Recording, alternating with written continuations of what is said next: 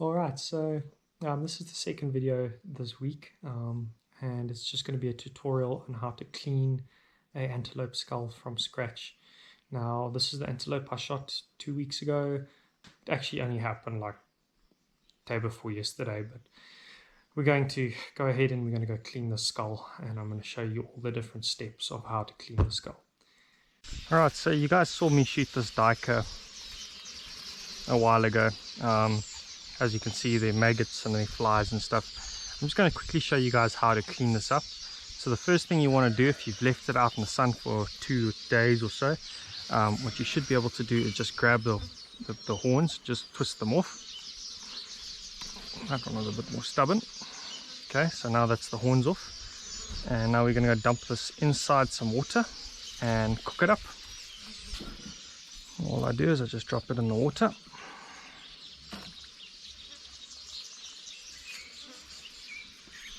Just got to get a fire started. Alright.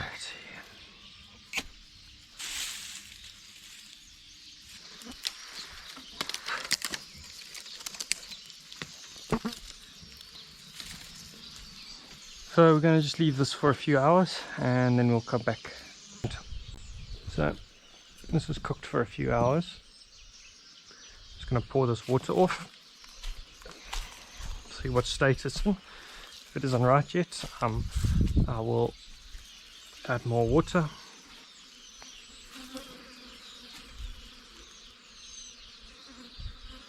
No, it's not there yet.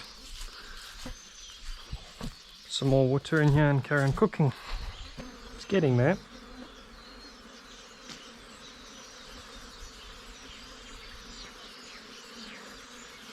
It's actually almost there. This stuff is just going to start falling off soon. Look at all the flies here. Yeah. Put that back in there.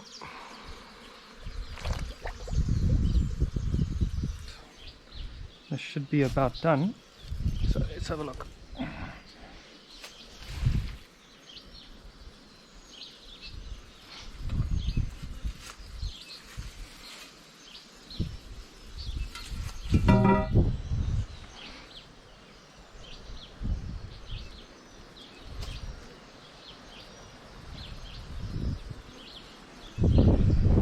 Okay. Yeah, this is done. So as you can see, actually loosens it up very, very nicely. Cooking this, you should just be able to take off everything quite easily.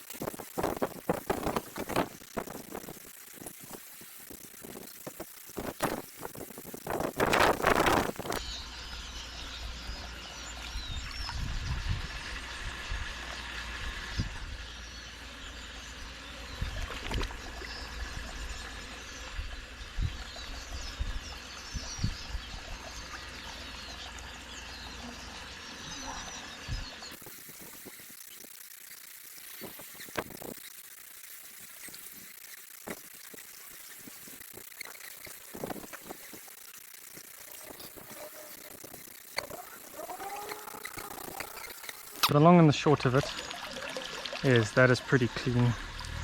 Not clean enough though. The side's the same. So what I'm going to do, remove the ear cavities. Usually you can just take a knife or something and just pop it in there, and just either take the flesh out from around it like this, or you can just put it in there and lever it off just like that. They come off quite easily, and then you can get in there and get all the little bits and bobs of meat off, which is the way that I prefer. So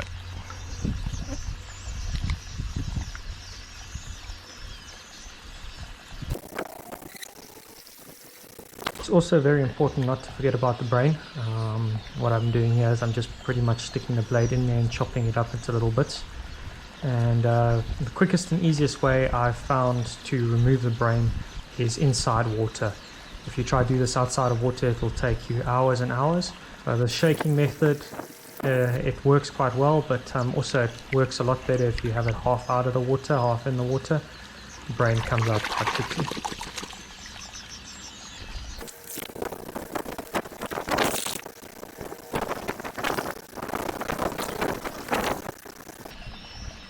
Alright, so there it is, ladies and gents. That is cleaned and ready for the next stage. Alright, so this skull is very clean.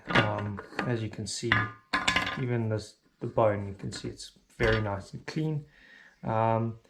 We could leave it as is and it would pretty much be fine like this. It's not like it's smelling anymore or anything like that. So we're going to go get some peroxide, and we're going to boil this in peroxide.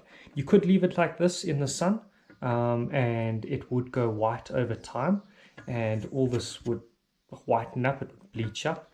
But I feel that it would probably be best just to peroxide it rather than having to wait months for this to be ready. But yeah, nice and clean. Hi guys, so we've got the skull here, and I bought some peroxide. This is not for doing hair though. This is a very, very strong peroxide. So what I'm supposed to do is take this 20% of 80% water and then boil this skull in it, and it comes out crystal white. I'm not going to do that today, just because I don't have time and there is a storm coming. So what I'm going to do is I'm just going to take it as is, and I'm just going to dip it in and leave it for a little while and then wash it. Yeah. May not look strong, but trust me, it is.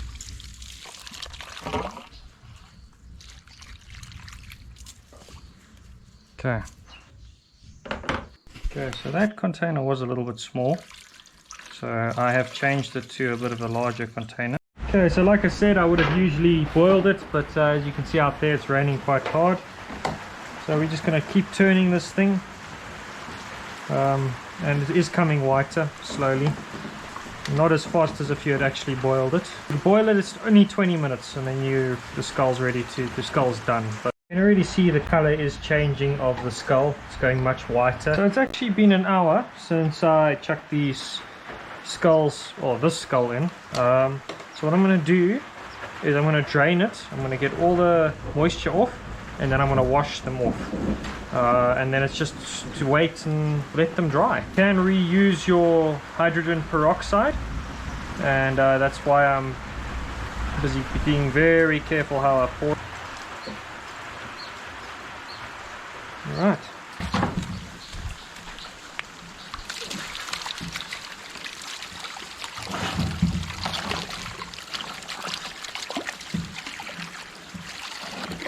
Alright, we are back, ladies and gents. So this is what the skull looks like when it has been bleached. It's a little bit more of a better color.